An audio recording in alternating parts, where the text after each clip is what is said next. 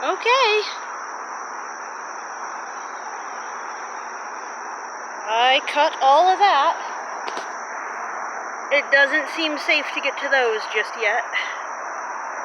The wall of the invasive tree of heaven seems to be looking much worse even yet down here. But I did cut down a main trunk, about this big around, of seed-bearing tree of heaven. I have good news about that tree of heaven. No, they're not nice things. They're called tree of heaven because somebody's an idiot. They're super invasive and they make sure everything around their root balls die. So they're not nice plants. Good news about this one is that there's a grapevine going all the way to the top all of a sudden, and it's heavily bearing fruit. So that really should stabilize the hillside once that starts to take all over the place. Especially since we noticed that the grapevine seems to be winning out over the Asian bittersweet here. I see 1, 2, 3, 4 more tree of heaven down here, and that's not good. I cut a bunch of the seeds from the invasive bittersweet. One thing I am letting become invasive down here, because it's a food crop, is goji berry. Some people call it wolfberry.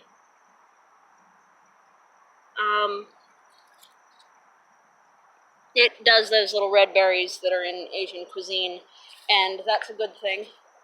They'll just, it's fine, they'll take over. So, I don't know, I might get up in here and cut that trunk one more time that is this tree of heaven. I don't know if I'll be able to reach that one there, but for the most part, the bugs are starting to come out pretty bad, and I'm getting kind of frustrated, and I got a lot done for only having been down here about, 20 or so minutes. This one's an oak with a low Y, because it's been cut before, therefore it's the lowest priority to cut. And I don't think I have any nitrogen fixing trees down here. Kind of wondering if there's such a thing as, I know there's a thornless version of the locust, but is there such a thing as a dwarf thornless? Because that would be even better. I would totally introduce that on purpose. Locusts are native, and cultivating it to be thornless is harmless. So, it's reduced harm, in fact. And one of those down there has always been a hawthorn, so somewhere around here. But the thing about hawthorn is the spines on them are like this long and hard as steel, so they're a little dangerous. So that's what I got done. I'm not going to be able to do a whole lot of vegetative work on these anytime soon. And I know that because up in my cultivated area, the thornless raspberries, yeah, they've gotten chewed on a bit, but they did great. They're spreading already. It's only been one season. This, it's been 2 seasons, and I'm pretty sure I found them. Like, yikes. I'm going to put those in pots to make sure I haven't pulled up a weed and getting that started. And just try and get them reestablished. So what I did in here instead was pull some berries off the pokeweed over here.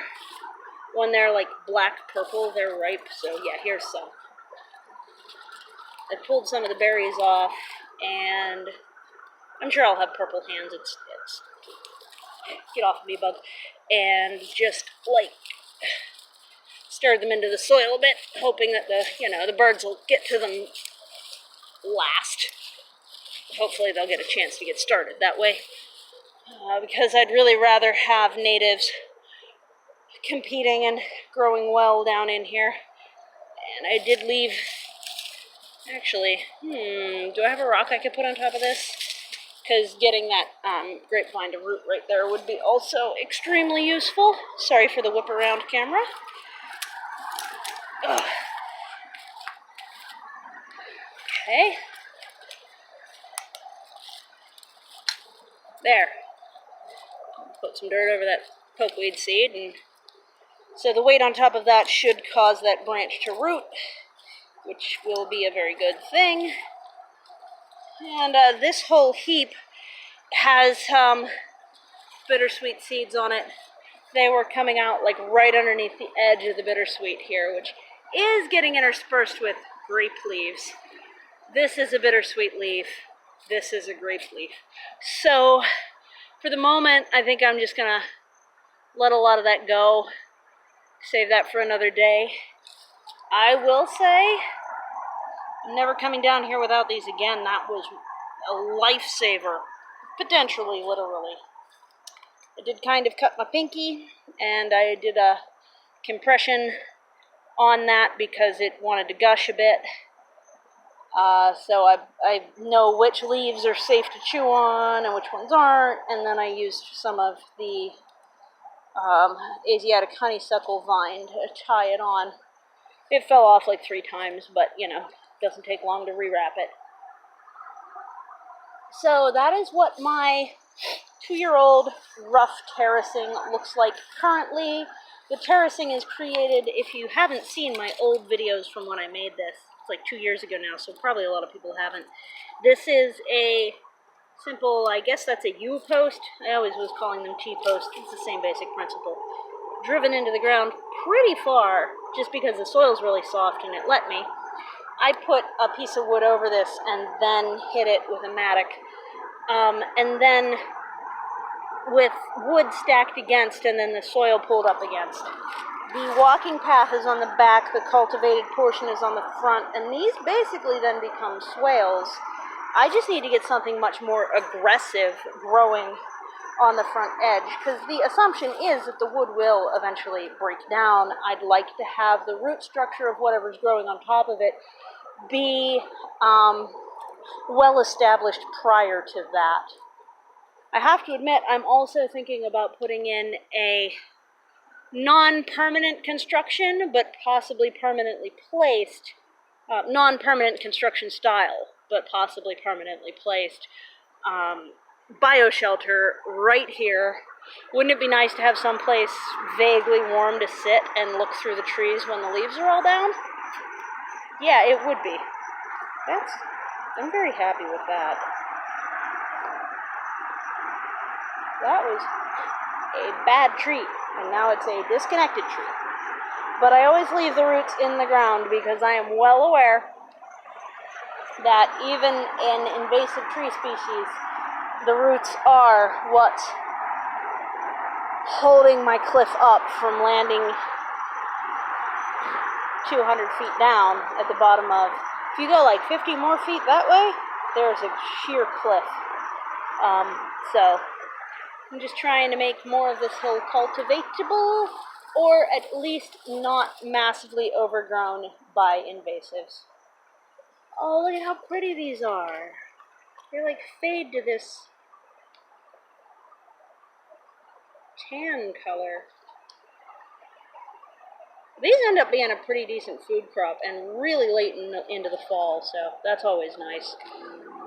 Alright, so let's say goodbye to the cliff, because I am getting eaten alive now that I've sweated so much. Let's get this to focus, huh? There we go. So I'm going to gather up the branches, gather up my tools. Yes, I did bring down water, the red.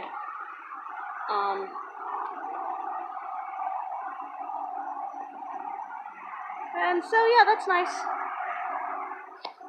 I didn't get a chance to really look at how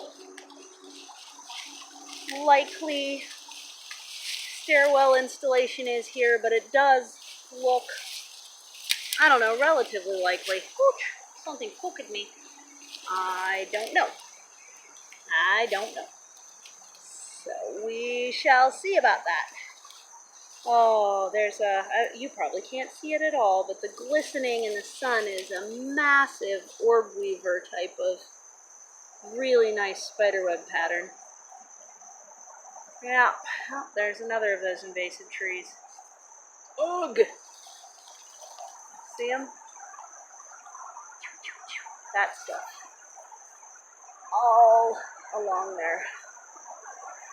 But my training of the grapevine up the oak is going quite well, and that split in the trunk is actually starting to heal. So I guess I get a little bit more out of my oak than I thought. I'm rambling. I hope you're having a good day. And happy Saturday. It is September 7th, I do believe, of 2019. Bye.